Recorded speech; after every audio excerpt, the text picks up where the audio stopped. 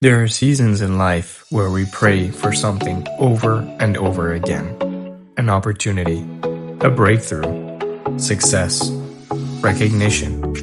And when it doesn't come, we start wondering if God is even listening. But what if the delay isn't punishment? What if the delay is preparation? One of the most fascinating careers in football to me is Messi's. When he was in his early 20s, many people already believed he was the best player in the world. The talent was there, the goals were there, the trophies were there. But internationally, the story felt very different. Finals lost, criticism, pressure, disappointment. Year after year, it seemed like the one thing everyone expected him to achieve was the one thing he couldn't reach. And then something incredible happened. At the very end of his career, when he was no longer the fastest version of himself. 39-year-old, not the most explosive version of himself, no longer the 23-year-old phenomenon. He won everything. The Copa America, the Finalissimo, the World Cup hat-tricks. And when I look back on that journey, I don't think the biggest thing Messi gained was more football ability. I think he became something else. He became a leader. The criticism formed him. The setbacks formed him. The responsibility formed him. The waiting formed him. And honestly, I think God often works the same way. When Israel left Egypt, the promised land was not 40 years away. It was only days away. An 11-day journey on foot became a 40-year wilderness. Why? Because while Israel had left Egypt, Egypt had not yet left Israel.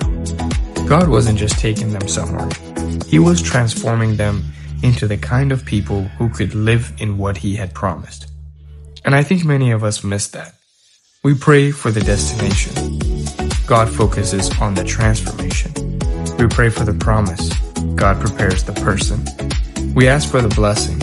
God develops the character necessary to carry it. I've seen that in my own football journey. There were years where injuries frustrated me. Growing issues, setbacks, rehab, starting over. At the time, all I wanted to do was just get back on the field.